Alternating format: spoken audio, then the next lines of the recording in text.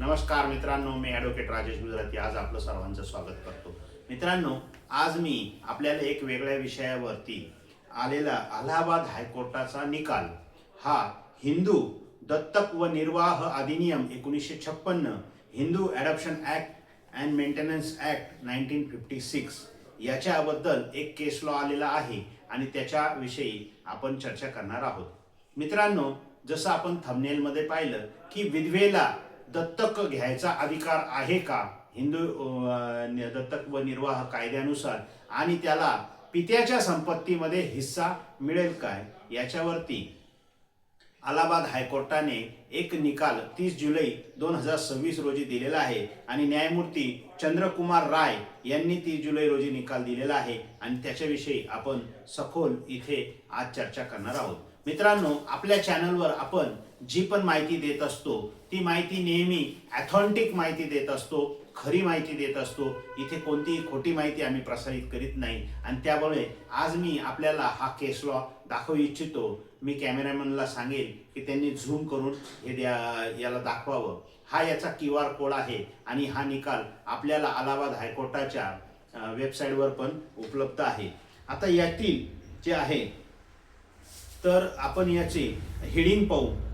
High court of judicature at Allahabad writ petition number B number 11407/1983 Ram Kripal petitioner versus JDC and other respondent आणि त्याचेच एक दुसरी आहे writ petition number 6580/1986 Ram Kripal petitioner versus Ramji and others.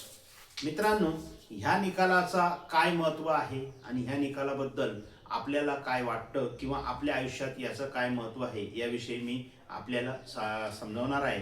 याबद्दल आपण पहिले केस लॉ बद्दल थोडीशी माहिती घेऊ आणि ह्या केसचं ह्या जजमेंटचं आपण इथे जे आहे विवरण घेऊ। न्यायमूर्ती चंद्रकुमार राय यांच्या समोर ज्यावेळेला ही केस आली आणि त्यावेळेला जर अलाहाबाद हायकोर्टासमोर एक मोठा प्रश्न निर्माण झाला की आता हा विषय आहे तत्कालीन अलाहाबाद जिल्हा म्हणजे आजचा प्रयागराज जिल्हा यातील मेजा या भागातील गावामध्ये अनेक शेत जमिनीवरून वाद निर्माण झाला होता 2 ऑगस्ट 1960 रोजी आणि त्याच्या वादाचा विषय होता दत्तक पत्राची वैधता आणि कायदेशीर परिणाम। हा मुख्य मुद्दा हा हायकोर्टासमोर आला होता। तर यामध्ये राम कृपाल यांनी रामजी यांची मुरलीधर आणि मोतीराणी यांचा दत्तक पुत्र म्हणून नोंद करण्याला आव्हान दिले होते। हा जो राम कृपाल आहे पिटिशनर याने रामजी याची मुरलीधर आणि मोतीराणी यांचा दत्तक पुत्र म्हणून नोंद करण्याला आव्हान दिले होते असा युक्तिवाद केला। हिंदू दत्तक निर्वाह कायदा 1956च्या आवश्यकतांची पूर्तता करत नाही आणि त्या दस्तावेजी त्रुटी तोंडी पुराव्याने दूर केल्या जाऊ शकत नाही। तर आता या केस लॉ मध्ये तथापि जे एकत्रीकरण प्राधिकरण आहे तुकडाबंदी तुकडा जोड कायद्याचं प्राधिकरण 1960 ला होतं, त्यांनी रामजीचे दत्तक विधान सातत्याने मान केलं। म्हणजे हा जो रामजी होता हा ते मुरलीधर आणि त्या मोतीराणीचा दत्तक मुलगा होता आणि ह्या रामजीचं दत्तक विधान जे होतं हे मान्य केलं होतं। पूर्वीच्या काळी कारवाईमुळे उच्च न्यायालयाने पुनर्निरीक्षण प्राधिकरणाला या प्रकरणावर पुनर्विचार करण्याचे निर्देश दिले होते व पुनर्विचार केल्यावर एकत्रीकरण उपसंज्ञा पुन्हा एकदा दत्तविधान सिद्ध झाल्याचे आढळले। आता याच्यामध्ये दत्तक विधान म्हणजे काय केलं होतं बा थोडक्यात, तर त्या ज्या मुलाला दत्तक घेतलं होतं तर न्यायालयाने दत्तक पत्राची तसेच साक्षीदारांच्या पुराव्याची तपासणी केली आणि नोंदीवरून असे दिसून आले की दत्तक विधी सोहळा हा मोतीराणीच्या निवासस्थानी पूजा आणि हवन यासारख्या विधीसह पार पडला होता आणि दत्तक पत्राचे साक्षीदार आणि रामजीच्या जैविक वडिलांनीही दत्तक विधानाला पाठिंबा दिला होता। आता महत्त्वाचा विषय हा आहे की यामध्ये जो मुलगा दत्तक गेलेला आहे त्या स्त्रीला त्या दत्तक देणाऱ्या ज्या दत्तक मुलाचे जे जैविक म्हणजे मूळ माता पिता आहे त्यापैकी पित्याने त्या दत्तक विधानाला मान्यता दिली होती। आता जर दत्तक विधानाला एकदा मान्यता त्या जैविक ज्या पित्याने जर दिली की त्याची वैधता इतर कोणालाही चॅलेंज करता येत नाही। न्यायालयाने असे निरीक्षण परत नोंदवले ह्या केसमध्ये की पूर्वीच्या निरीक्षण आदेशात उच्च न्यायालयाने दिलेल्या निर्देशांचा योग्य विचार करण्यात आला आणि दत्तक विधान पूर्णपणे सिद्ध झाले आढळले, त्यामुळे वस्तुस्थिती विषयक निष्कर्षामध्ये बदल करण्याचे कोणतेही कारण न्यायालयाला आढळले नाही. आता विधवेचे दत्तक विधान आणि वारसा हक्क. मित्रांनो, यामध्ये दत्तक ही केस का महत्वाची आहे, ह्या केसमध्ये या जजमेंटमध्ये काय महत्वाचं आहे ते महत्वाचं आहे. तर प्रश्न असा आहे की पतीच्या मृत्यूनंतर जर पत्नीने मुलगा किंवा मुलगी दत्तक घेतली तर त्या मुलगा किंवा मुलगीला दत्तक घेतलेल्या मुलीला त्या पित्याच्या जो वारलेला आहे, त्या स्त्रीचा जो पती आहे जो वारलेला आहे किंवा जो मयत झालेला आहे त्याच्या पैतृक संपत्ती म्हणजे वारसा हक्क संपत्तीमध्ये अधिकार मिळेल किंवा नाही, ह्या प्रश्नाचं खरं उत्तर आहे. मूळ महत्वाचा इथे मुद्दा आहे की पती मयत झाल्यानंतर स्त्रीला दत्तक घेता येतं का, आणि घेतलं तर तिला त्या पतीच्या वारसा हक्कामध्ये त्या मुलाला हिस्सा मिळेल का, या प्रश्नाचं उत्तर काढलं होतं. तर उच्च न्यायालयाने सुभाष मिसर यूजी ऑफ श्री जनार्दन तिवारी विरुद्ध थगई मिसर या खटल्यातील आपल्या पूर्वीच्या निर्णयाचा आणि सावन राम विरुद्ध मस्ट कलावंती आणि इतर या खटल्यातील सर्वोच्च न्यायालयाच्या निकालांचा संदर्भ घेतला आणि या निर्णयाने भूमिकेला पाठिंबा दिला की विधवेने दत्तक घेतलेले केवळ त्या दत्तक मुलाला तिच्या मृत पतीचा दत्तक मुलगा मानण्यापासून आपोआप रोखल्या जाऊ शकत नाही. न्यायालयाने असे निरीक्षण नोंदविले की सर्वोच्च न्यायालयाने विशेषतः असे म्हटले की हिंदू दत्तक आणि देखभाल कायद्याचे कलम 12 अंतर्गत असलेल्या निर्बंधावरून असा निष्कर्ष काढता येणार नाही की विधवेने दत्तक घेतलेले मूल हे तिच्या मृत पतीचा दत्तक मुलगा मानले जाणार नाही. आणि ह्या सगळ्याचा उहापोह करून न्यायालयाने न्याय निर्णय दिला की न्यायमूर्ती चंद्रकुमार राय यांनी असा निर्णय दिला की रामजी हा मोती राणी आणि मुरलीधर या दोघांचा दत्तक पुत्र असल्याने त्याला वारसा हक्क मिळू शकतो. या एकत्रित प्राधिकरणाच्या निष्कर्षात कोणताही बेकायदेशीरपणा त्यांना आढळला नाही आणि म्हणून तिन्ही एकत्रीकरण प्राधिकरणाची वस्तुस्थिती एकमताने निष्कर्ष नोंदल्याने न्यायालयाने भारतीय राज्यघटनेच्या 226 अंतर्गत खालच्या न्यायालयाच्या निकालामध्ये कोणताही हस्तक्षेप करण्यास नकार दिला आणि ती जी मूळ पिटिशन होती जी त्या दत्तक मुलाची अधिकार नाकारण्याची मागणी करणारी जी मूळ पिटिशन होती 1107/1983 आणि 6580/1986 या न्यायालयाने फेटाळून लावल्या. आता याबद्दल जर आपण विचार केला की मग आपल्याला हिंदू दत्तक निर्वाह कायदा याच्याविषयी थोडंसं मार्गदर्शन आपण इथे मला करावं आपल्याला असं वाटते. हा जो कायदा आहे हा 12 डिसेंबर 1956 रोजी अस्तित्वात आलेला आहे आणि त्यामुळे या तारखेनंतर जे काही दत्तक विधानं होतील या सर्वांना हा हिंदू दत्तक व निर्वाह अधिनियम 1956, Hindu adoption act, maintenance act 1956 हा लागू आहे. आता यातील अधिनियम सर्व हिंदूंना लागू आहे आणि हिंदूंच्या याच्यात जर कधी कोणी दत्तक घेत असेल तर त्याच्यासाठी काय घ्यायचं आहे तर विधिग्राह्य दत्तक ग्रहणाची आवश्यक अंगे म्हणजे एक हिंदू व्यक्तीला किंवा स्त्रीला पुरुषाला एक हिंदू स्त्री किंवा पुरुष हा कसा दत्तक घेऊ शकतो याविषयी सेक्शन 6 हे आपल्याला सांगतं. तर दत्तक घेणाऱ्या व्यक्तीला दत्तक घेण्याची क्षमता आणि अधिकार असला पाहिजे, महत्वाचा विषय आहे. एक दत्तक देणाऱ्या व्यक्तीला तसे करण्याची क्षमता असली पाहिजे. मग आता दत्तक घेणारा हा व्यक्ती त्याला दत्तक घेण्यासाठी कॅपेबल असला पाहिजे, म्हणजे तो साऊंड माइंड पाहिजे, तो वय वर्ष 18 पूर्ण करणारा पाहिजे आणि त्याला सर्व समज पाहिजे की मी काय करतो आहे.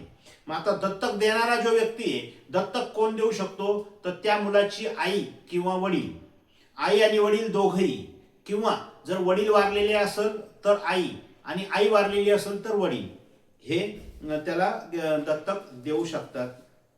त्यानंतर दत्तक घेतल्या जाणाऱ्या व्यक्तीला दत्तक घेतले जाण्याची क्षमता असेल. आता जो व्यक्ती दत्तक घेतला जातोय त्याला ती दत्तक घेण्याची क्षमता असली पाहिजे. या प्रकरणात उल्लेख केलेले अन्य शर्तीचे अनुपालन दत्तक ग्रहण केलेले असेल या असल्याखेरीज कोणतेही दत्तक ग्रहण कायदेशीर असणार नाही. आणि दत्तक ग्रहण करण्याची आता आपल्याला रजिस्ट्रार समोर डीड करावी लागते आणि हिंदू कायद्यानुसार दत्तक विधी आणि होम हा पण करावा लागतो आणि त्या व्यक्तीचं मेहरबान नोंदणी रजिस्टर कार्यालयात जाऊन दत्तक विधान आपल्याला रजिस्टर नोंदणीकृत करणे गरजेचे आहे. रजिस्टर नोंदणीकृत केलेल्या दत्तक विधानात जर त्याचा अभाव असेल तर केवळ विधी आणि होम हवन केले हे साबित करणे थोडेसे अवघड जाते आणि मग त्या दत्तक मुलाचे अधिकार बाधित होऊ शकतात. म्हणून जर ज्यांना कोणाला दत्तक घ्यायची इच्छा असेल तर त्यांनी ह्या कायदेशीर विधीची पूर्तता करणे गरजेचे आहे, जेणेकरून अशा केसेस उभ्या राहणार नाही आणि त्या मुलाचे अधिकार बाधित होणार नाही. आता याच्यात दिले दत्तक ग्रहण कायदेशीर ठरण्याच्या दृष्टीने काही गोष्टी आवश्यक आहेत त्या संबंधी तरतूद 6 मध्ये करण्यात आली आहे आणि 6 मध्ये दत्तक ग्रहण कायदेशीर ठरण्याआधी दत्तक देणे व घेणे या दोन्ही घटना घडणे आवश्यक आहे. म्हणजे दत्तक दिलंही पाहिजे आणि दत्तक घेतलंही पाहिजे. म्हणजे एखाद्या व्यक्तीने स्वतःच्या मुलाला किंवा मुलीला दत्तक दिलं पाहिजे तर ती कृती घडली पाहिजे की मी दत्तक दिलं आणि समोरच्या व्यक्तीने त्या मुलाला दत्तक घेतलं पाहिजे. म्हणजे त्याची ही कृती झाली पाहिजे. हा याचे महत्वाचा आहे. काही जमातीमध्ये दत्तक ग्रहणाच्या संबंधात होम आणि हवन विधी आवश्यक मानण्यात येतात. आता यामध्ये हिंदू समाजात अनेक चालीरीती आहेत. त्यामध्ये होम आणि हवन दत्तक विधान दत्तक होम हा करायचा एक विधी आहे. हा विधी सुद्धा घडला पाहिजे, पण हा ज्या जातींना लागू आहे त्याच जातींसाठी, सगळ्या जातींना नाही. सगळ्या जातींमध्ये दत्तक डीड होणं गरजेचे आहे. जात कोणतीही असो, हिंदू समाजातील सर्वांना दत्तक डीड आजच्या तारखेला कंपल्सरी आहे. या विधी अधिनियमाच्या तरतुदीनुसार अशा कोणत्याही विधीची आवश्यकता नसते. या कलमानुसार दत्तक घेणारा तसेच दत्तक जाणारा दोघेही त्यासाठी कायद्याने सक्षम असणे आवश्यक आहे व असे दत्तक देणारा सक्षम असला पाहिजे व त्याने अधिनियमाद्वारे घालून देण्यात आलेल्या अटी शर्तीचे पालन केले पाहिजे. आता दत्तक पुरुषाची दत्तक घेण्याची क्षमता. आता यात सेक्शन 7 मध्ये दत्तक पुरुष हा सुद्धा घेऊ शकतो. तर त्यानुसार तो मनोविकल नसावा, तो हिंदू पुरुष मेजर असावा, म्हणजे 18 वर्ष पूर्ण वरती असावा. हिंदू पुरुषाला मुलगा किंवा मुलगी दत्तक घेण्याची क्षमता आहे, परंतु त्याला हयात पत्नी जर असल्यास, आता विषय आहे की एखादा व्यक्ती जर दत्तक घेतो आहे आणि तो मुलगा किंवा मुलगी दत्तक घेतोय, पण जर त्याचं लग्न झालेलं आहे आणि त्याला पत्नी आहे, मग मात्र त्या पत्नीची संमती असल्याशिवाय त्याला दत्तक घेता येत नाही. पण जर ती मुलगी, ती जी त्याची पत्नी आहे, ती जी त्याची पत्नी आहे, तिने जर संसाराचा त्याग केला म्हणजे संन्यास घेतला किंवा ती वेडी झालेली असली किंवा तिला कोणत्याही प्रकारे आता देहभानाची हरप राहिलेली नसेल, तर मग मात्र त्याला त्या पत्नीची संमती घेण्याची जरुरी नाही, मात्र हे त्याला सिद्ध करावं लागेल. बरं, जर त्याला एकापेक्षा जास्त पत्नी असतील तर मग जी सर्वात ज्येष्ठ आहे तिचा पहिले संमती घ्यायला पाहिजे, पण मे बी त्यांनी सर्व पत्नींची संमती घेणे आवश्यक आहे. ज्येष्ठ पत्नीच नाही तर त्याच्यात त्यांनी जर एकापेक्षा जास्त पत्नी असेल तर त्यांनी सर्व पत्नींची संमती घेणे आवश्यक आहे. आता हिंदू स्त्री सेक्शन 8 हा ह्या केसचा मेन भाग आहे. हिंदू स्त्रीची दत्तक घेण्याची क्षमता. म्हणजे कोणती हिंदू स्त्री दत्तक घेऊ शकते, की तिला अडचण आहे की नाही. तर जी मनाने चांगली आहे, म्हणजे जी मेजर आहे, पहिली गोष्ट तिने 18 वर्ष पूर्ण झालेले पाहिजे, जी अज्ञानी नाहीये आणि जिला आपण काय करतो आहोत याची जाणीव आहे, आणि जी विवाहित नाही अथवा विवाहित असल्यास जिचा विवाह विच्छेद झालेला आहे, म्हणजे जिचा घटस्फोट झालेला आहे किंवा जिचा पती मरण पावलेला आहे, या कंडिशन मध्ये सुद्धा ती पत्नी तिसरी तो मुलगा किंवा मुलगी दत्तक घेऊ शकते. जिच्या पतीच्या प्रपंचाचा संपूर्णपणे कायमचा त्याग केलेला आहे, म्हणजे जिच्या पतीने समजा संन्यास घेतलेला आहे, तो परागंदा झालेला आहे किंवा तो नाही आहे अस्तित्वात किंवा त्याने संन्यास घेतलेला आहे, तर त्या कंडिशन मध्ये पण स्त्री एकटी स्वतःच्या मनाने दत्तक घेऊ शकते. किंवा तिचा पती आता धर्म बदलून दुसऱ्या धर्मात गेलाय, मग पण त्याला पण त्याही कंडिशनला स्त्री दत्तक घेऊ शकते. सक्षम न्यायालयाने विकल मनाचे असे किंवा तिचा पती वेडा झालेला आहे, या कंडिशन मध्ये पण ती स्त्री ते दत्तक घेऊ शकते. आता दत्तक घेण्याची क्षमता असलेली व्यक्ती, अपत्याचे आई किंवा वडील किंवा पालक हे खेरीज करून कोणत्याही व्यक्तीला अपत्य दत्तक देण्याची शक्यता असणार नाही. आपण पहिल्यांदाच विचार हे केला होता, ज्या पण मुलगा किंवा मुलीला दत्तक दिल्या जाईल तर त्या मुलीचे जनक माता किंवा पिता किंवा पालक कायद्याने ठरलेले, आता अशा कंडिशनमध्ये काही वेळेला ऍक्सिडेंट, अपघात, सैनिक असेल तर सैन्यात युद्धजन्य परिस्थितीमध्ये जर आई आणि वडील दोघंही मृत झाले, मग अशा वेळेला त्या मुलगा किंवा मुलगीची आजी आजोबा, सख्खे आजी किंवा तिचे त्या आईकडून माहेरकडून आजी आजोबा यांना सुद्धा दत्तक देण्याचा अधिकार आहे. पोट कलम 3 व 4च्या तरतुदीनुसार वडील हयात असल्यास दत्तक देण्याचा अधिकार त्याला एकट्याला असेल. आता एखादा मुलगा किंवा मुलीचे वडील जिवंत आहे आणि त्या वडिलांना तो दत्तक द्यायचा अधिकार मात्र कायद्याने पूर्णपणे दिलेला आहे, पण ते असं कायद्याने देत असताना आईची संमती आवश्यक आहे.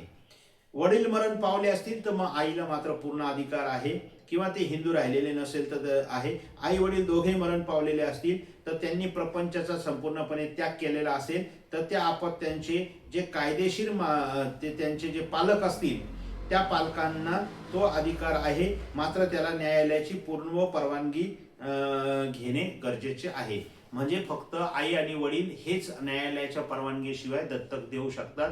मात्र आजी आजोबा, काका, मामा हे दत्तक ज्या वेळेला कोणाला जर मुलगा द्यायचा विचार करतील तर त्यांना सक्षम न्यायालयाची परवानगी घेणे गरजेचे आहे. आता कोणत्या व्यक्ती दत्तक घेता येईल तर ती मुलगा किंवा मुलगी पहिले तर हिंदू पाहिजे.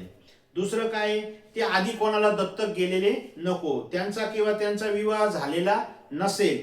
मात्र ज्या व्यक्तीचे विवाहित असताना त्यांना दत्तक जाण्याची अन्वय मुभा होती ती दत्तक, म्हणजे जर विवाह झाला तरी पण दत्तक जाता येतं. आणि रूढी परंपरा जर असल्या तशा की आहेत, अशा हिंदू समाजात अशा अनेक रूढी परंपरा आहे की मोठ्या भावाला समजा मुलं झाले नाही तर तो छोट्या भावाचे मुलं दत्तक घ्यायची एक पद्धत हिंदू समाजात आहे. किंवा छोट्या भावाला मुलं झाले नाही मग तो मोठ्या भावाचे मुलं सुद्धा दत्तक घेतो. तर ज्या कायदेशीर, आता सेक्शन 11 नुसार कायदेशीर दत्तक ग्रहणाच्या अटी आणि शर्ती. प्रत्येक दत्तक ग्रहणाच्या बाबतीत शर्तीचे हे आहे. दत्तक ग्रहण हे पुत्राचे असल्यास जो जे दत्तक घेत आहे त्या दत्तकग्राही पित्याला किंवा मातेला दत्तक ग्रहणाच्या वेळी हयात असलेला हिंदू पुत्राचा पुत्र किंवा पुत्राचा पुत्र असता कामा नये. आता ही एक खूप महत्वाची अट आहे. हा सेक्शन 11 काय सांगतो आहे, समजा एखाद्या व्यक्तीला आधीच एक मुलगा आहे आणि मग तो दुसरा मुलगा मात्र दत्तक घेऊ शकत नाही, किंवा आधी एक मुलगी आहे मग तो दुसरी मुलगी दत्तक घेऊ शकत नाही. दत्तक विधान हे कन्येचे असल्यास जो जे दत्तक घेत आहे त्या दत्तकग्राही पित्याला किंवा मात्याला दत्तक ग्रहणाच्या वेळी हयात असलेली अशी हिंदू कन्या किंवा पुत्राची कन्या किंवा औरस रक्त संबंधाची कन्या असता कामा नये. हा पण महत्वाचा विषय आहे. म्हणजे नुसताच पुत्र नाही, पुत्राचा पुत्र आणि त्याचाही पुत्र, म्हणजे 3 पिढ्या पुढचा पुत्र जरी असेल तर ती म्हणजे ते लिंग, पुत्राचं लिंग असेल तर पुत्र दत्तक घेता येणार नाही. पुत्रीचं लिंग असेल म्हणजे 3 माझी मुलगी, मुलीची मुलगी आणि मुलीची मुलगी ह्या जर 3 जिवंत असेल तर मग तिसरी मुलगी घेता येणार नाही. पुरुषाकडून दत्तक ग्रहण होत असेल तर दत्तक घ्यावयाची व्यक्ती स्त्री असेल तर दत्तकग्राही पिता दत्तक घ्यायच्या व्यक्तीवर निदान 21 वर्षांनी वडील असला पाहिजे. आता हे लय महत्वाचं कलम आहे सेक्शन 11 मध्ये, की जर एखाद्या व्यक्तीला मुलगी दत्तक घ्यायची असेल तर त्याच्या आणि तिच्या वयात कमीत कमी 21 वर्षाचा फरक असणं गरजेचं आहे. असं नाहीये की 30 वर्षाचा व्यक्ती 28 वर्षाच्या मुलीला दत्तक घेईल, असं चालणार नाही. इथे 21 वर्षाचा फरक कायद्याने दिलेला आहे आणि तो नसेल तर ते दत्तक विधान हे अयोग्य घोषित होईल. एक अपत्य एकाच वेळी 2 किंवा अधिक व्यक्तींना घेता येणार नाही. बरोबर आहे. एक दत्तक मुलगा मी एकदा दत्तक घेतला तर तो दुसऱ्या कोणाला दत्तक घेता येणार नाही. तो माझाही दत्तक मुलगा आहे आणि दुसऱ्या व्यक्तीचा दत्तक मुलगा आहे असं होता कामा नये. आणि म्हणून हा दत्तक विधानात ही अटकणी. दत्तक घ्यावयाचे अपत्य व अपत्याला त्याच्या जन्म घराण्यात अथवा परित्यक्त अपत्याच्या बाबतीत किंवा त्याच्या माता पित्या ज्ञात नाही त्या अपत्यावर जेथे त्याचे पालन पोषण करण्यात आले त्या ठिकाणाहून किंवा त्या घराण्यातून त्याच्या दत्तक घराण्याकडे हस्तांतरित करण्याच्या उद्देशाने संबंधित माता पित्यांना व पालकांना त्याच्या प्राधिकरणाने प्रत्यक्ष दत्तक दिले पाहिजे व घेतले पाहिजे. आता विषय आपण मगाशी घेतला, त्याचे आई वडील असले तर ते देतील, किंवा जर त्याचे आई वडील हयात नसेल तर त्याचं जे कोणतं घराणं पालन पोषण करते, म्हणजे आईकडचं घराणं किंवा वडिलांकडचं घराणं, म्हणजे आजोळ किंवा आईचं आजोळ, या दोन्ही तर त्यांना त्या ठिकाणाहून दत्तक द्यायची पद्धत आहे. आता सेक्शन 12 जो ह्या केसमध्ये जजमेंटचा आधार झाला त्याचा आपल्याला काय डिस्क्रिप्शन आहे ते पाहावं लागेल. दत्तक ग्रहणाचे परिणाम. दत्तक आपत्य सर्व प्रयोजनाकरता दत्तक ग्रहणाच्या तारखेपासून त्याच्या किंवा तिच्या दत्तक पित्याच्या किंवा मातेचे अपत्य असल्याचे मानले जाईल. ह्या एकमेव ओळीमुळे ह्या मुरलीधर ह्या ज्या मुलाचं आहे याचं दत्तक विधान हे मान्य झालेलं आहे आणि अशा दिनांकापासून त्या अपत्याचे किंवा त्याच्या किंवा तिच्या जनक घराण्याशी संबंध तुटलेले आहे व त्याची जाता दत्तक ग्रहणामुळे दत्तक कुटुंबात निर्माण झालेल्या बंधांनी घेतले असे मानले जाईल. आणि ह्या कलमामुळे दत्तक दिवसापासून त्याचे पित्याच्या घराण्याशी संबंध मानले गेले आणि त्या संबंध मानल्या गेल्यामुळे दत्तक पित्याची असणारी संपत्ती वारसा हक्क यामध्ये ह्या दत्तक पुत्राचा हक्क आणि अधिकार निर्माण झाला. आणि ह्या कलमाने ही केसमध्ये दत्तक मुलाला पितृक संपत्तीमध्ये वारसा हक्क कायद्याने मान्य केला आणि ती केस निकाली झालेली आहे. ते अपत्य त्याच्या किंवा तिच्या जनक घराण्यात राहिले असते तर जिच्याशी विवाह करू शकले नसते, त्याच्यात पुढचं आहे तर त्याच्याशी विवाह करणार नाही. आता ही पण याच्यात अट आहे की समजा एक व्यक्तीने एका व्यक्तीला दत्तक घेतलं, मग मात्र तो हिंदू चालीरीतीनुसार रक्ताच्या सख्या नाते संबंधात म्हणजे त्याच्या काकाच्या मुलीशी त्याच्या रक्ताच्या संबंधाशी एकत्र गोत्राशी एका गोत्राशी लग्न करू शकत नाही. दत्तक पित्याच्या ठायी दत्तक ग्रहणापूर्वी नियत झाली होती अशी कोणतीही मालमत्ता अशा मालमत्तेच्या मालकीशी संलग्न अशी कोणतीही आबंधने असल्यास त्याच्या किंवा तिच्या जनक घराण्यातील नातलगाचा निर्वाह चालण्याच्या अनुबंधातून त्याच्या अधीने अशा व्यक्तीच्या ठायी निहित असण्याचे चालू राहील. ह्या दत्तक अपत्याच्या ठायी दत्तक ग्रहणापूर्वी असणारी संपत्ती सुद्धा दत्तक ग्रहण झाली की ती त्याच्याकडे येणार आणि याच्यानुसार त्या ह्या केसमध्ये सुद्धा ह्या कोर्टाने ह्या कलमाचा पण उपयोग केलेला आहे. दत्तक अपत्य कोणत्याही व्यक्तीकडे दत्तक ग्रहणापूर्वी त्याच्या किंवा तिच्या ठायी निहित झाली असेल अशा कोणत्याही मालमत्ता त्या व्यक्तीपासून काढून घेऊ शकणार नाही. याच्यामध्ये क्लिअर दिले की त्या हिंदू स्त्रीने विधवा स्त्रीने त्या मुलाला दत्तक घेतलं आणि त्या दत्तक दिनांकापासून तिची जी संपत्ती होती जी तिच्या त्या पतीची होती ती संपत्ती दत्तक झाल्यामुळे याच्याकडून काढून घेता येणार नाही असं क्लिअर कलर ह्या कायद्यात मार्गदर्शन असल्यामुळे ह्या केसचा निकाल हा त्या दत्तक मुलाच्या बाजूने लागलेला आहे आणि दत्तक मुलाला पितृक संपत्तीमध्ये त्याचे जे आहे ते हक्क आणि अधिकार मिळालेले आहे आणि त्यामुळे ही केस निकाली झालेली आहे. तर मित्रांनो, याच्यासाठी दत्तक निर्वाह कायदा तसा खूप मोठा आहे, व्हिडिओ खूप मोठा होईल. मात्र हे जे आहे की दत्तक जो मुलगा आहे त्यांचे किंवा दत्तक मुलगी आहे हिचे अधिकार वारसा हक्काचे अधिकार नाकारायचा अधिकार कोणालाच कायद्याने दिलेला नाहीये.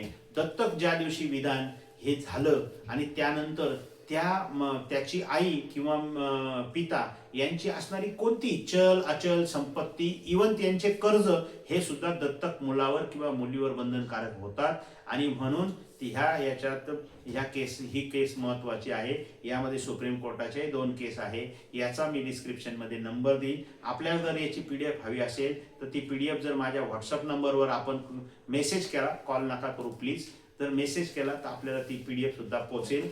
हा दत्तक विषयी जो महत्वाचा केस लॉ आज आपल्याला सांगितला हा आपल्याला फायद्याचा हो. याच्याच सारखे आपण अनेक केस लॉ वरती चर्चा करत असतो. आपण बुधवारी संध्याकाळी साधारण 9 वाजता आणि शनिवारी संध्याकाळी 9 वाजता काही लाईव्ह पण घेत असतो. या लाईव्ह मध्ये ह्या व्हिडिओ मध्ये आपण केलेले जर कोणाचे प्रश्न असतील तर त्या प्रश्नांचे उत्तर आपण देण्याचा प्रयत्न करत असतो. आणि जर आपल्याला काही प्रश्न असतील तर आपण ह्या कमेंटमध्ये विचारावं आणि आमच्या लाईव्ह बरोबर जुळण्याची आपण जुळावं जेणेकरून आम्हाला लाईव्ह मार्गदर्शन करता येईल आणि आपलं आणि आमचं अनुबंध असाच वाढत जाईल. याबद्दल मी आपल्याला आज इतकं बोलून थांबतो. धन्यवाद देतो. आजचा व्हिडिओ इथेच थांबला. जय हिंद, जय महाराष्ट्र.